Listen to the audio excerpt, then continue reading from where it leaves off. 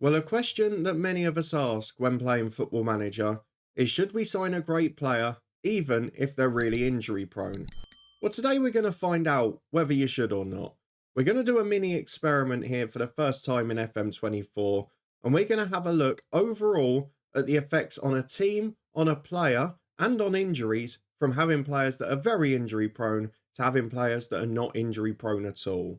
Now, we did do this a couple of years ago in a slightly less detailed and probably with a smaller sample size to find out whether or not injury proneness mattered. And in that one, the results were pretty mixed. But over the last couple of years, particularly in FM24, changes to some of the stuff under the bonnet and mini features have meant that injury proneness should be more effective. Now, I don't want to go into goalkeepers because we've certainly seen it on that front. With outfield players, we want to find out the answer. So today we're going to pick three teams, two top professional ones and one semi-professional team, and we are going to make everyone fully injury prone, and then we're going to do the contrasting view as well, where they're not injury prone at all. And we're going to see what impact it has on the number of injuries picked up by the teams and the players, whether or not it impacts the team or the players on the pitch, and what impact it has over a season on results, whether it affects transfers, whether it affects where the team finishes, etc.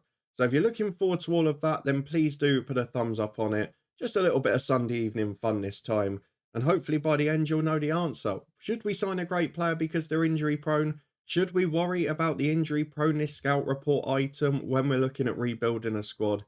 How important is it in the grand scheme of things? Well, we're going to find out. Firstly, let me very quickly show you what we've done in the editor. I'm sure most of you can work it out, but just in case not, we go over here to the FM24 editor. I have gone to three teams: Manchester City, Brighton, and Coleraine of Northern Ireland, and I have given everyone an injury proneness of 20. Now, it'll be interesting to see the difference of the impact on the three teams as well, because City's team was generally not very injury prone. Brighton had quite a few injury prone players, so will it have less of an impact on them because it's less of a change?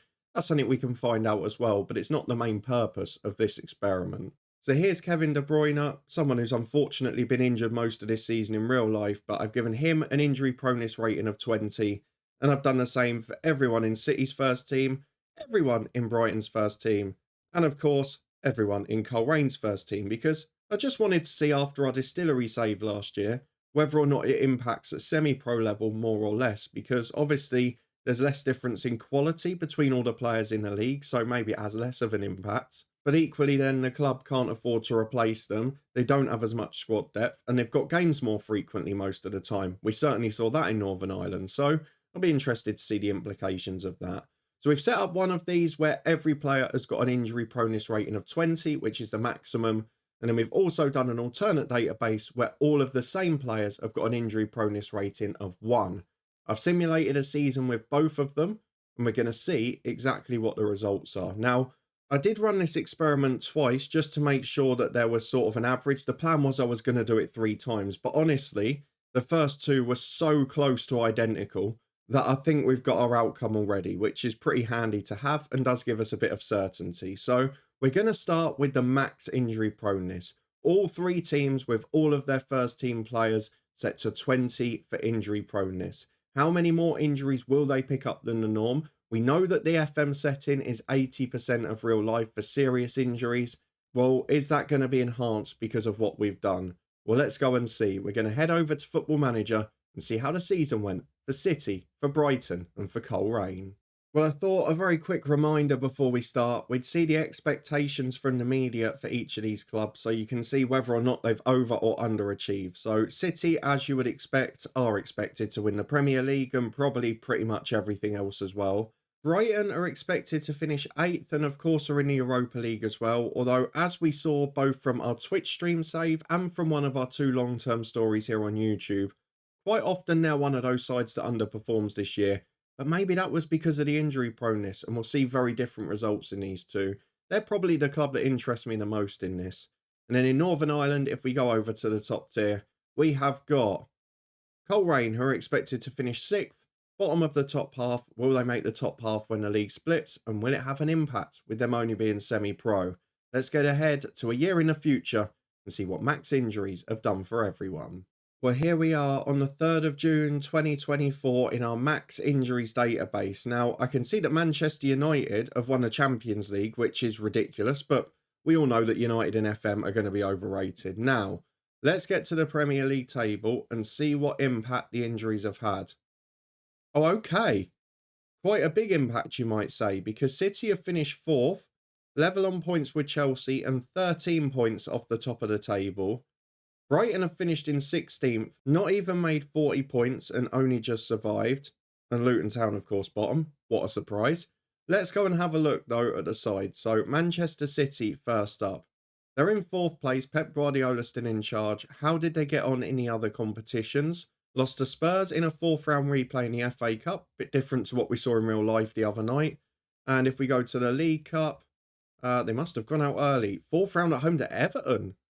Okay, and well, you can see from that game actually, 4 injuries picked up during the match. That's pretty interesting. I might look at a few more for that. They did win the Club World Cup, and again, little injuries during the game seems to be a theme. Just going to have a look through all of the matches here. Wow. Okay, so maybe this is something we're seeing. This is actually on the final day against the other injury-prone club Brighton, who beat City to probably secure their survival. In that game, City had 7 injuries. The goalkeeper Ederson and Nunes in midfield came off early, quite clearly.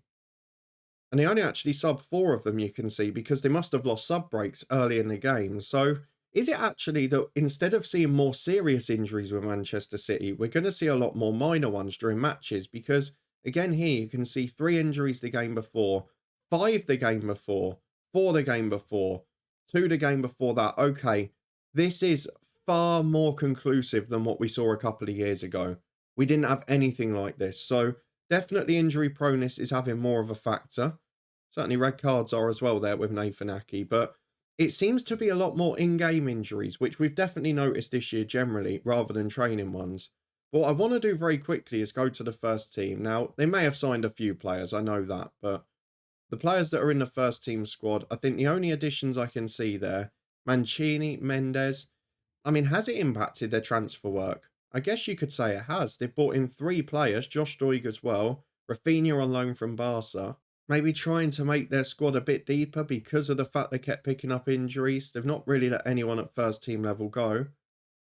So maybe that is an implication. We'll see when we get to the other clubs and we compare it to the minimum injury save. But Manchester City, if we have a look at their first team squad, you can see a few youngsters promoted in there. A couple that have just come back from loan as well. But what I want to do, just very quickly run through the injuries here. So if we have a look at this season, which is from July 23, 5 injuries for Ederson, but all fairly minor ones, as you can see there. Now, I want to compare that to, say, Ortega, the second goalkeeper, because injuries for keepers have been a big thing this year. No, he's not really had any, just the one, a stubbed finger in a match against Spurs, 3 days out, and he was fine. Let's have a look through the rest of the first team squad. Calvin Phillips, 5 injuries, but all fairly minor. So are we not seeing big injuries? Is that the thing? Rodri again, 3 injuries, all fairly small. Bernardo Silva, 3 injuries, all fairly minor. John Stones has had an absolute nightmare. He's had 5 injuries, but one of them was at the start. But to be fair, he's had 4 more serious ones since. And that seems to be a bit of an interesting one because he was one of the more injury-prone players at the start. But they're all the same now. Maybe he's just been unlucky. I don't know. Kyle Walker. Oh, okay. He's had a fair few. He's had 7, 8 injuries this season. But again, none of them particularly severe. It just seems to be that we're seeing a lot more in-match smaller injuries. And the conversion rate from in-match to training for injuries is definitely far different than we've seen before. We go further down, Akanji, again, loads of those little 2 or 3 week ones, although he did pick up a really serious one against Sheffield United for 3 months. But we've not seen any of those like 10, 11 month season ending ones. Aki's had a fair few as well. So I think the conclusion we can get from this is a lot more moderate and minor injuries during matches. Actually, De Bruyne has been one of the least out of all of them. Ruben Diaz, a few days, but it just seems like the biggest thing is they're losing all of their in-game substitutions to injuries because they're picking up so many in matches. And that definitely has an impact, albeit Jeremy Doku's largely got off scot-free this year. Edison we've looked at already. Phil Foden, he's not been too bad.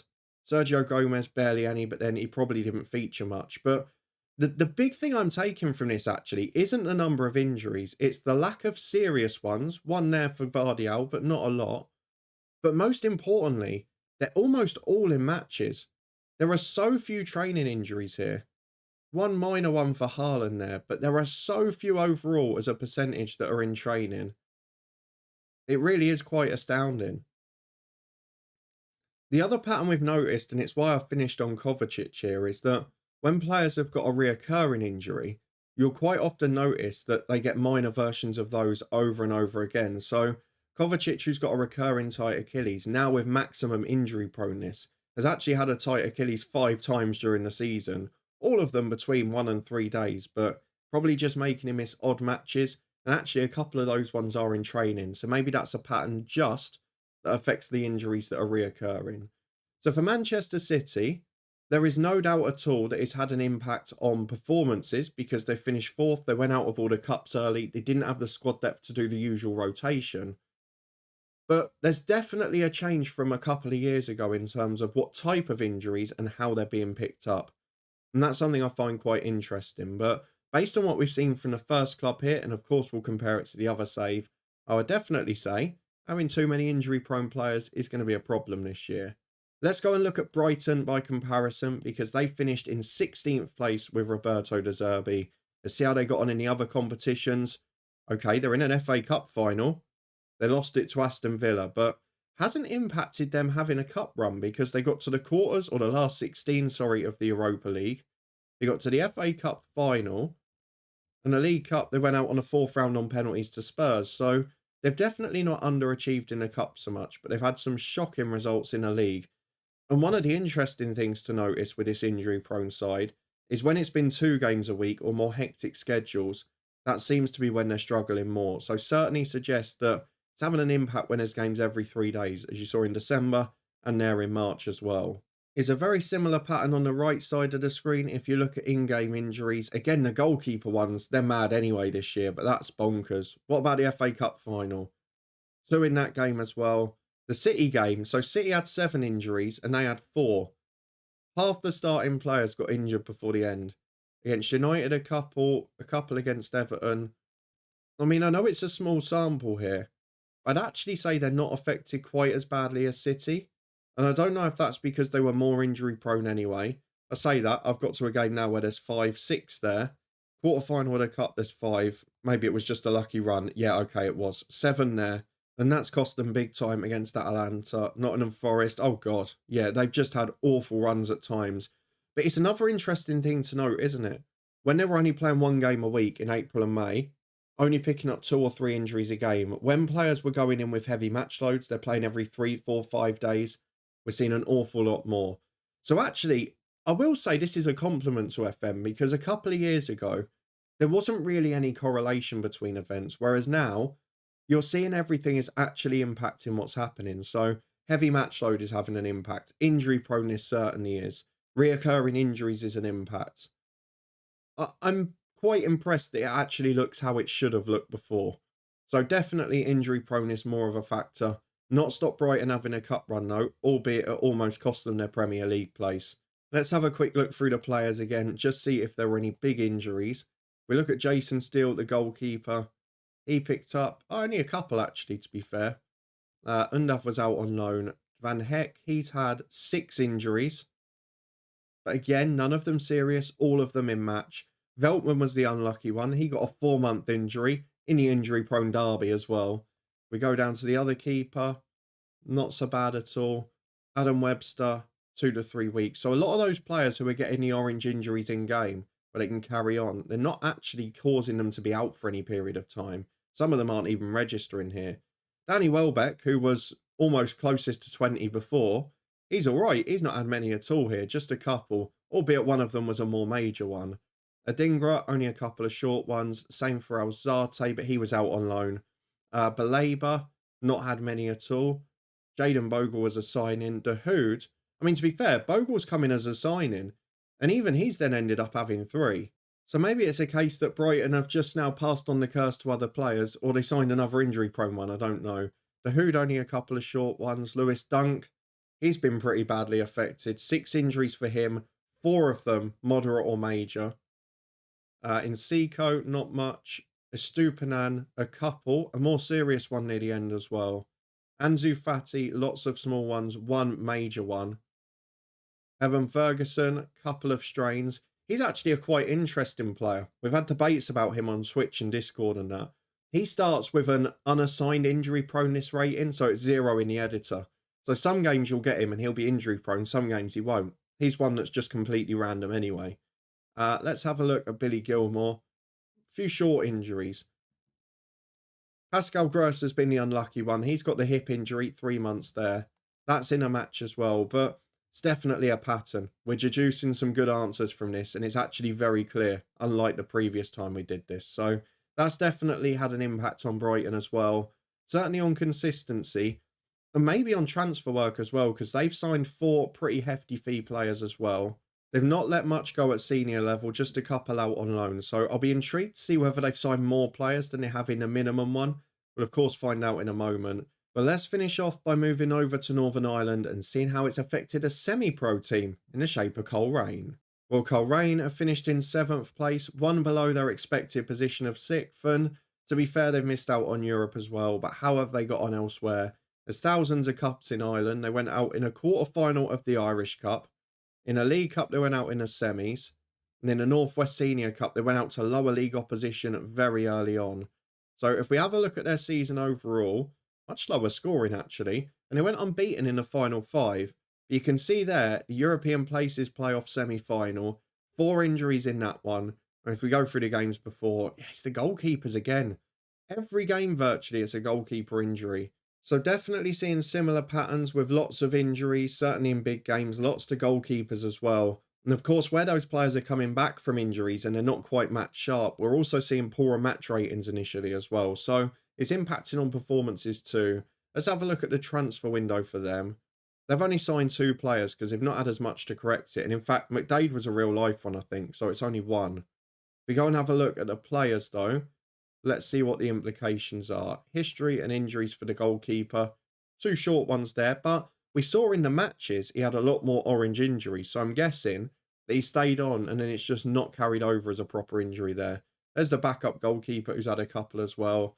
Glackin's picked up loads. I mean, look how many there are there. 8 injuries over a season. Moderate and major ones are plenty.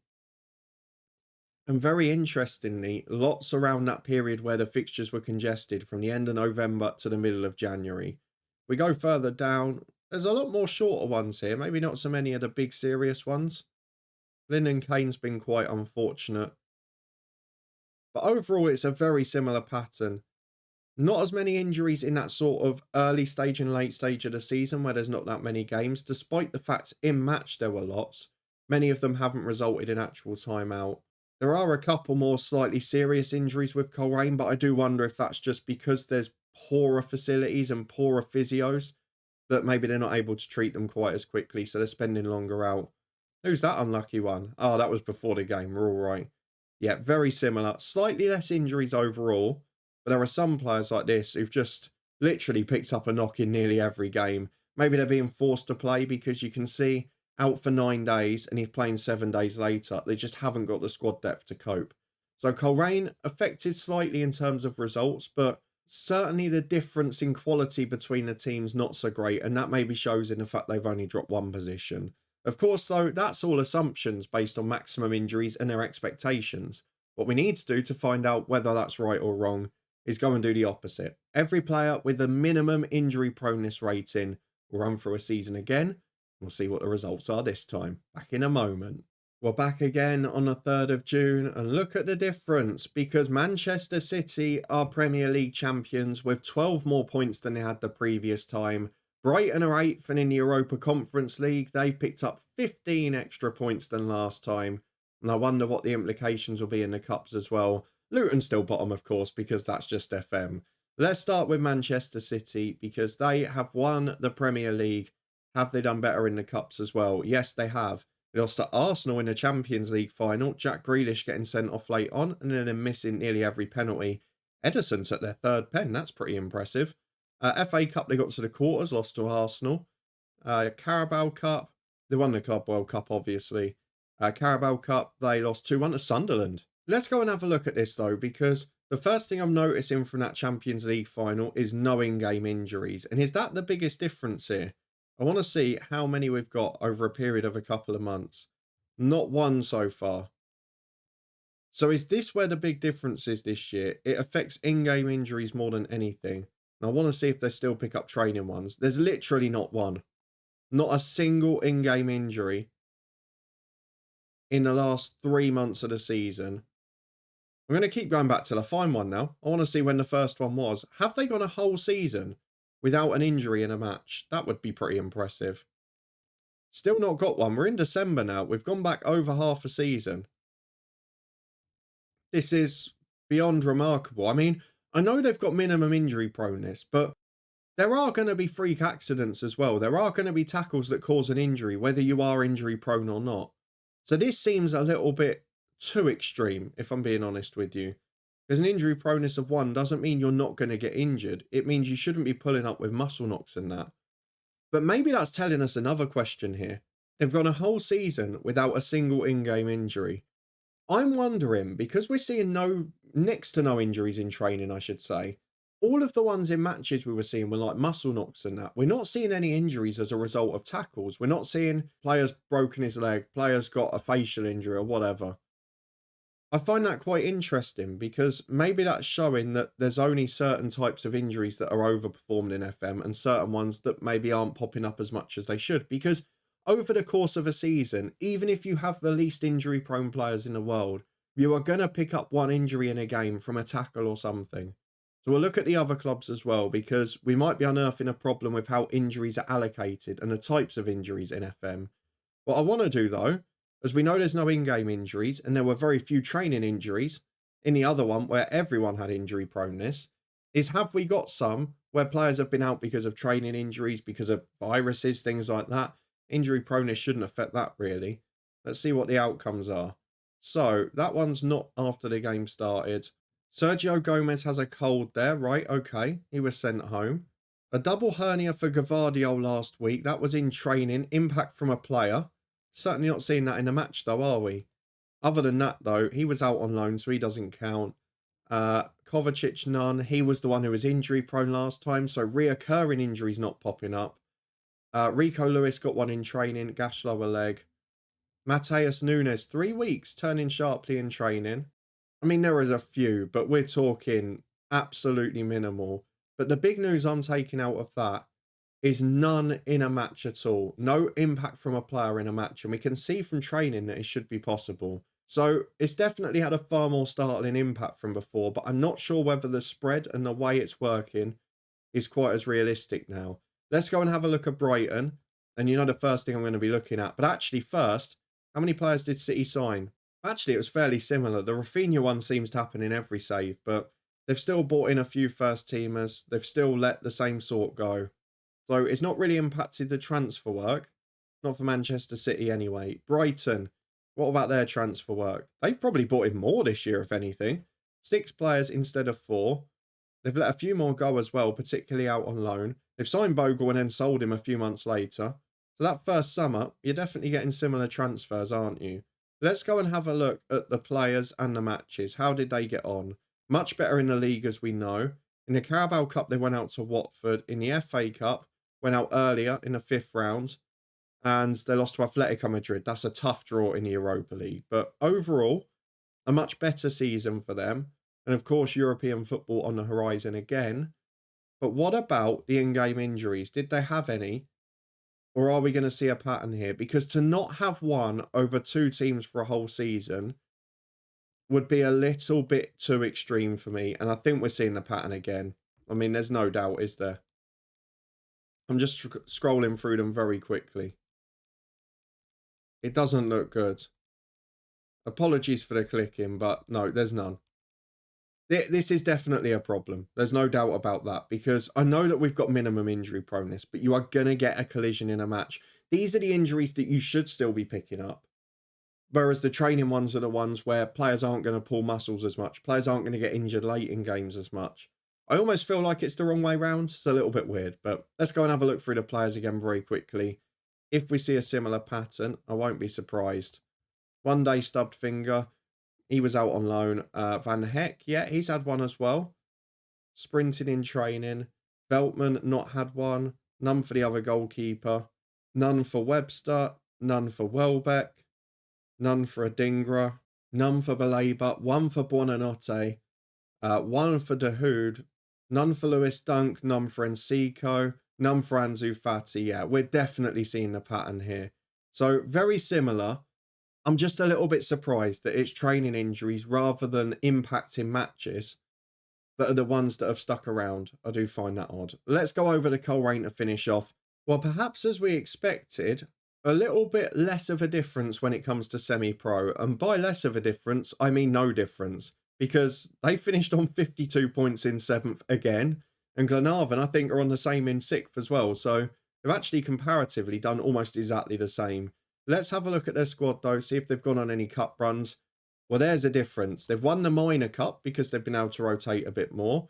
The Irish Cup, they got one further to the semis, but that's a luckier draw by the looks of it. And the League Cup, they got one further as well. Semi-finals, but still lost to lower league opposition. Transfer work, they've done a little bit more, but not a huge amount. It's one extra signing, isn't it, in the grand scheme of things. Now, let's go and have a look at the players and see what the injury records have been like. Because, again, we're expecting most of these to be training ones, aren't we? Now, none for these players. One for Jamie Glackin. None for most of the others, though. We've got a tight hamstring there. We've got a bruised ribs there. But one of the things we have noticed, and this has been an accusation for a couple of years, actually, is that in FM, training injuries have become far less common. And it's actually quite interesting. It goes with my theory from the other teams, because where a team is semi-professional here and only training twice a week, they're not really picking up any injuries at all. This is something we did notice a bit last year in the distillery save, is that until we went professional, we weren't really having injuries. We weren't having them in the lower leagues in England, and a lot of you have said that before as well. It's definitely a case, although we have seen one in-match injury. It's finally happened. Oh, he's the player they signed. He wasn't the one with no injury proneness. I got too overexcited. Sorry about that. But yeah, one of the things we're definitely seeing here is that less training is having a huge impact on the injuries, because there's no in-match injuries really when it comes to players not being injury prone. I'm actually a little bit surprised by that compared to a couple of years ago where it was very subtle between the two. This one, the outcomes are shouting in our face, so let's go and get to our conclusions and wrap up what has been quite an intriguing episode for me. Well, that wraps up a pretty interesting experiment for me, certainly compared to when I've done it before, and there are a few pretty clear conclusions that we can take from it. Firstly, there are not many training injuries, so training load is not going to have a huge impact. Secondly, the balance between in-training and in-match injuries is well off, and we're seeing far more in-match injuries than ever before. However, it's the thing that injury proneness seems to affect the most, because I wouldn't say there's a huge amount of difference between the number of training injuries in the minimum and the maximum injury proneness experiment. However, the difference in in-match injuries is literally from 6 or 7 players a game when they've got maximum injury proneness to 0. And literally none over a season with Brighton and Manchester City. That seems a little bit off to me with minimum injury proneness, because no matter how little you're prone to injuries, I mean, I never had an injury of serious note till I was 22, but it only takes one tackle or something. You're always going to get one eventually. So it doesn't really make sense to me that there's none at all. That seems a bit too extreme. And I do feel the balance between in-training and in-match injuries are definitely a little bit off. Of course, the exception where we saw that training perhaps can have an effect is that when we had spells of 2 or 3 games a week and maximum injury proneness, you were definitely seeing that players with a heavy match load, who were tired, who'd been training heavy as well, they were struggling a little bit. But what I think it's seen maybe at lower levels, when you've got young players who you're trying to develop, you've maybe got good facilities, but you're playing at a lower level of competition, is that you can probably train them into the ground as long as you're only playing once a week. I know Northern Ireland, there's a lot of fixtures, but if you look at like the Welsh leagues, for example, most of the time you'll only be playing once a week. And maybe you're worried about their training load with just 2 or 3 sessions as a part-time side. But actually, it looks like it's virtually impossible to pick up training injuries. And we didn't actually really see any difference between the two experiments there, because even with the minimum injury proneness, the only injuries that survived were the training ones. And there weren't that much of a difference between the number of in-training injuries in the minimum injury prone and maximum injury prone season. The only area we really saw a change there is when we had players who had a recurring injury. So we saw with Kovacic. So maybe that's more the thing to avoid. If they've not got recurring injuries, but they're injury prone, you might be able to get away with it at sort of amateur and non-league level where they're only playing once a week. However, at the top level, it's probably a little bit trickier. But actually, I think what I found out from this is, yes, it's had more of a profound and distinct impact from a couple of years ago. You're definitely going to get a lot more in-game injuries if you've got injury-prone players. And I realise that sounds like an obvious statement, but it wasn't the case a few years ago.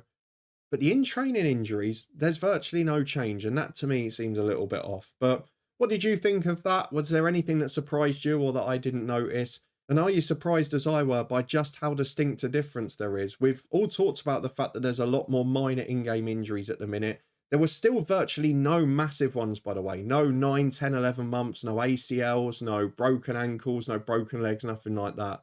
So a little bit surprising for me. I just feel, yes, it had a definite impact, but probably the way it's balanced out and the types of injuries maybe aren't quite right. But we said it at the start, we know SI run at 80% of real life injuries, so maybe that's just the impact of that. But if they could chuck that other 20% into training and the odd serious one, I think it would make the game a bit more realistic, in my opinion. But if you did enjoy this one, a little fun experiment, see what on earth happens with injury prone players, then please do put a thumbs up on the video. To answer the question at the start, should you sign injury prone players if they're great? Well, it depends what level you're at and what your fixture scheduling's like. If you're at the bottom end of the Premier League playing once a week, if you're in Wales playing once a week, if you're amateur or semi-pro, probably get away with it. If you're playing regularly, I wouldn't recommend it unless you're only going to play them 1 in 2 games. If you want to stay up to date and see more from the channel though, as we've got another fun experiment coming next week, but this one relates to a different team who appear to be cursed in FM24, just a one-off look at one particular team. And please do subscribe and turn that notification bell on. In between now and then, we're going to have our daily videos from FM24 and 2 long-term stories. And we started a new save on Twitch on Friday night and met our team. You can find the video on demand over there, and we'll be live again tomorrow night, Monday, to start with our first game of the save.